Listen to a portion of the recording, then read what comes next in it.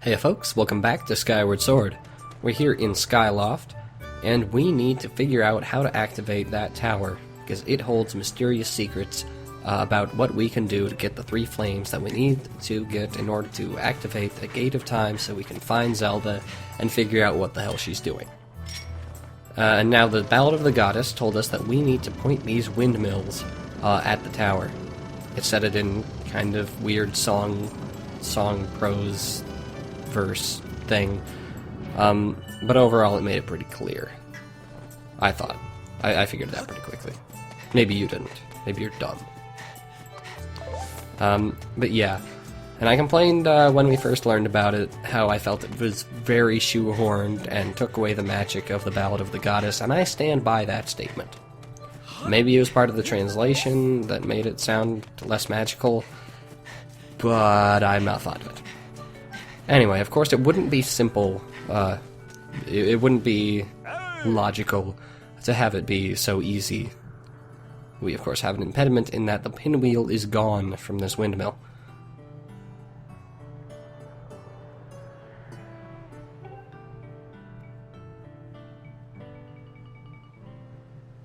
Yeah, we need to find that thing. Now, everyone, put on your thinking caps. We have seen this propeller. Where is it? Think about it. Remember it. Conjure your memories. Now, on the one hand, I do like that they're having us use our prior experiences and to find a detail that we may have overlooked in the past. But on the other hand, it is kind of a dick move. Just like, oh, nope, this one's missing a propeller, go find it before you actually proceed with the plot. It's kind of a momentum killer, if I didn't already kill the momentum enough by doing all those side quests. But, yeah, I appreciate that they're making it a little trickier. Flying robot.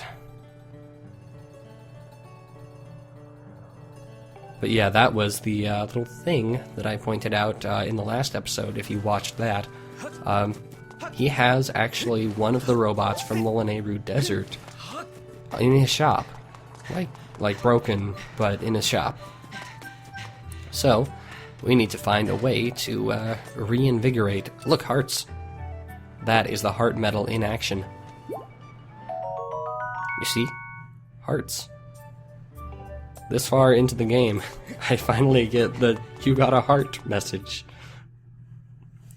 But yeah, Gonzo at the scrap shop has a dude back there. Oh, Link, you're blocking it. What are you doing? Stop that.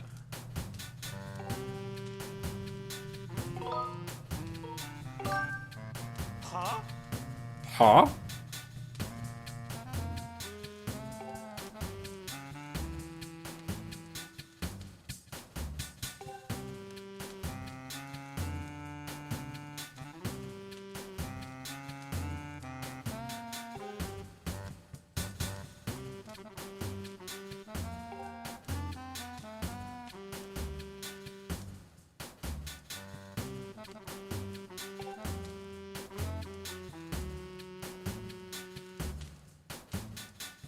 Anyway, that's Scrapper right there. He's a cool guy. Oh. Yes, the ancient flower. Now, if you'll recall a couple episodes, I grabbed some of those in the Lanayru Desert, and I said, hey, you should probably pick some of these up. They're vital for an upgrade, and also for a plot thing. Upgrade was Mr. Bug. Plot thing is this. I have no idea how the extract of a flower manages to repair robots, other than maybe lubing them up a bit, but okay. And then a miracle occurs.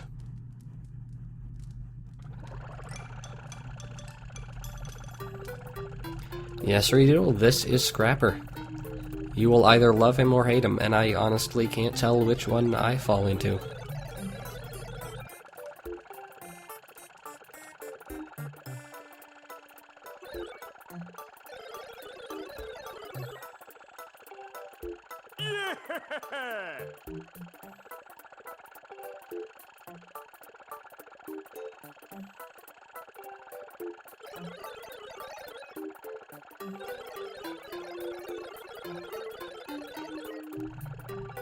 So yeah, this robot is actually a lot like Fee in that he speaks robotically and uses some weird syntax and some fancy words, but he has a strong personality, unlike Fee.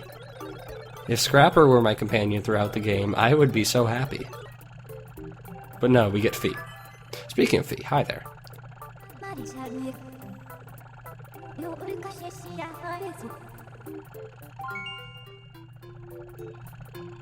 So yeah, this is our way of finding the propeller if we don't remember where it was. You can descend to each of the areas and use your dowsing machine mode thing in order to figure out where it is.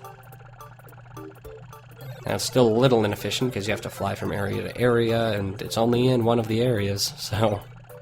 And you don't know which part of the area it is, and you might be trekking across the whole gosh darn thing. But that all depends on your memory. I remember exactly where it was, and when I first played the game, I remembered exactly where it was, so yeah. Oh, Scrappers got rejected.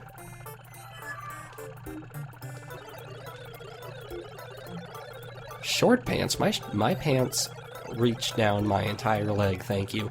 And considering the other links in the Zelda universe, I think my pants are rather dandy.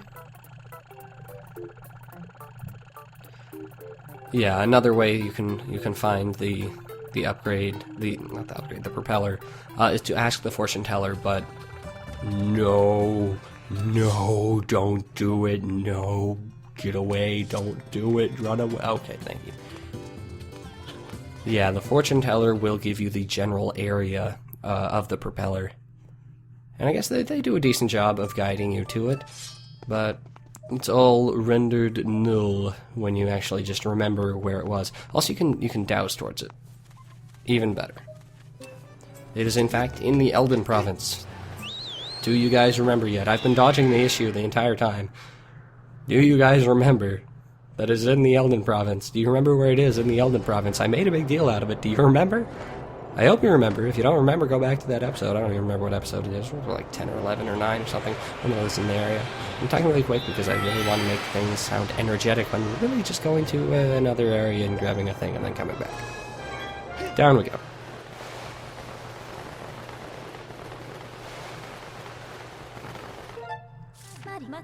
So, something that I haven't really shown off, but you could access much earlier, is that whenever you descend from the sky to an area you've already visited, you can land at any of the bird statue save points that you activated, as long as they're outside.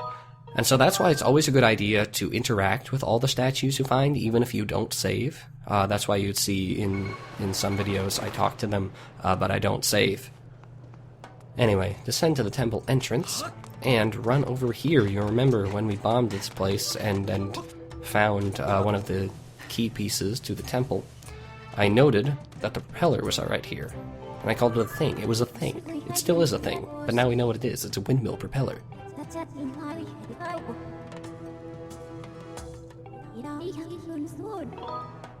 No, I don't... no, actually, I don't want to continue with the game.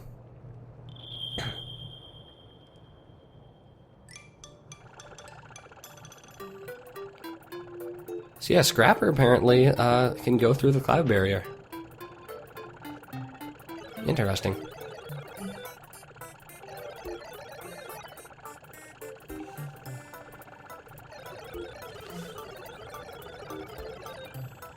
That's Mr. Longpants to you.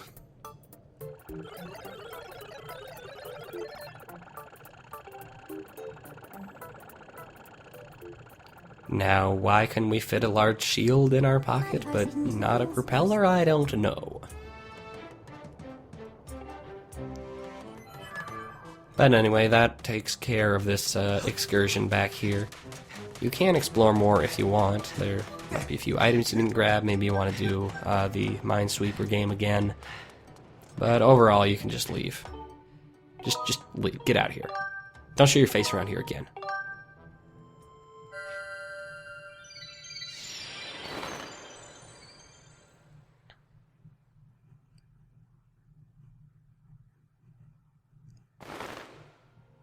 Anywho, one neato nifty keen thing that is added when you're flying around with Scrapper in the biz is that he will follow you.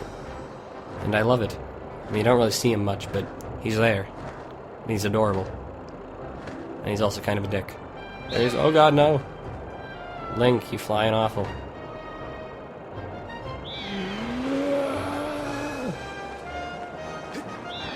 So I'm not perfect at flying, so sue me.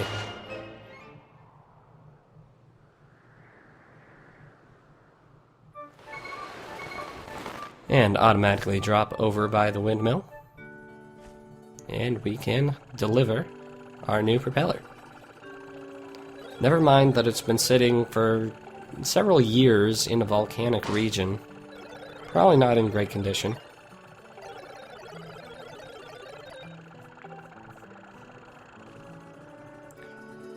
Probably could have made a new one for cheaper.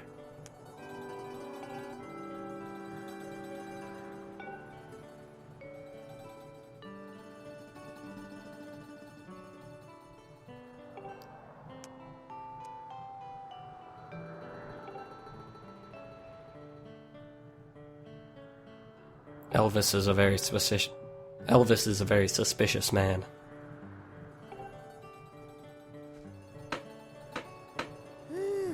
And there we go. Funcionando. And now that we can activate the windmill, we can blow it with our gust bellows and cause it to rotate.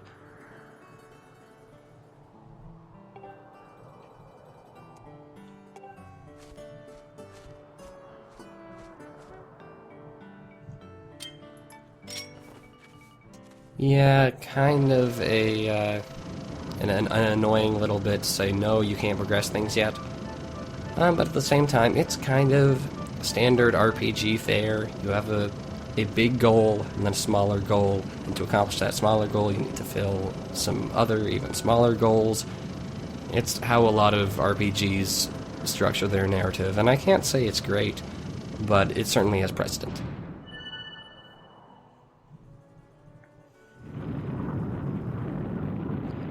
And that causes some sort of shrine thingy to rise out. Now you may have seen those holes on the floor of the shrines thingy, and that may conjure up some memories of, like, 2 episodes ago, when we first learned to play our harp. When holes magically appeared, and then light came out, and there were rainbows, and it was all sorts of fun. And that will indicate to you that the harp will be used post-haste. And you can tell I'm not too thrilled about the harp, so pardon if I don't feel absolutely amazingly... I can't think of a word other than thrilled because I'm so not thrilled right now.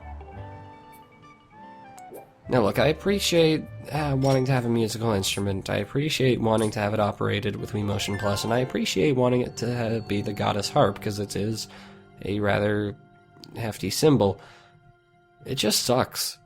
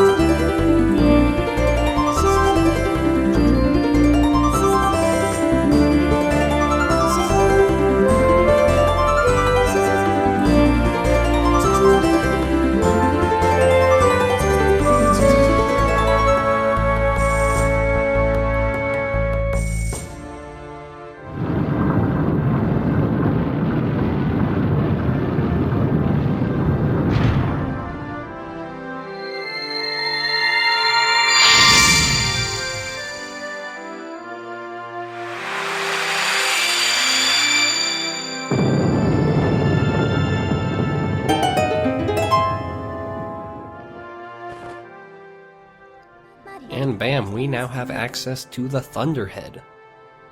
Remember I pointed out the Thunderhead in one of the early episodes, saying, that's the Thunderhead, or something along those lines? Well, now we can fly into it, and that is where we will want to go if we want to make plot progress, which we do. Anyway, where am I running? Where am I going, Link? What are you doing? I guess I forgot that there was another launch pad, like, 3 feet from the tower. But oh well.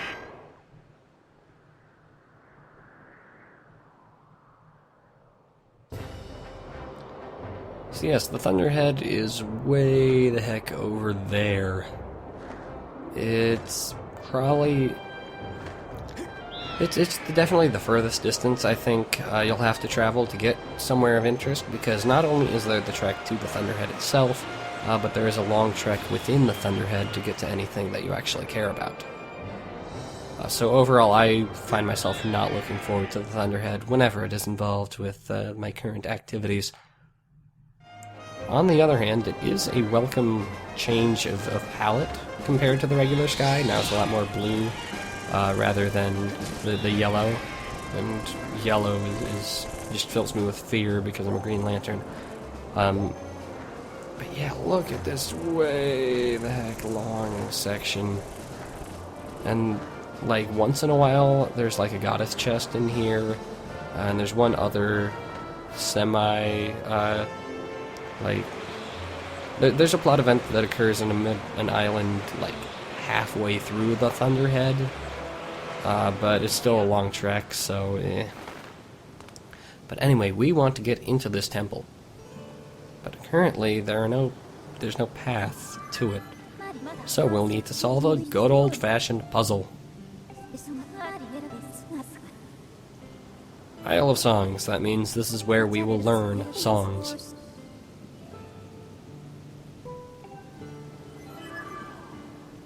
So in order to get to the Temple of Sorts, you will have to rotate the various platforms that lead up to it. Lead up to that entrance over there. You can see there are platforms floating. And they are tied to the rotation of blocks over here. Now, I genuinely really like this puzzle, to be honest.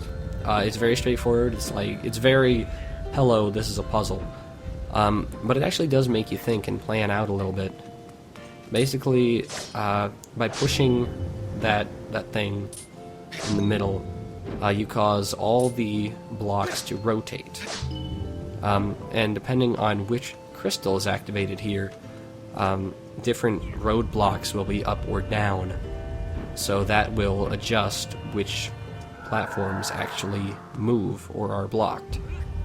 So you need to plan things out, get everything on the same plane, and eventually get everything lined up. Which is overall fairly simple. You just have to look at what's going to happen in the future, and overall fairly simple. You can see the whole thing at once when you're rotating, which is definitely nice. I can think of worse puzzles. But overall it's pretty simple. Get them all in a straight line, and then eliminate all roadblocks. And create a whole path there. It may require some trial and error, but I really like it.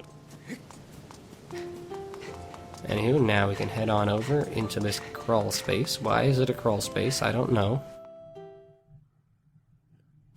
And there's even a save point. How nice. And this is where a good deal of things will happen for the next little section of the game. We'll activate this and get messages from the goddess, much like we do whenever we hit them in any other location.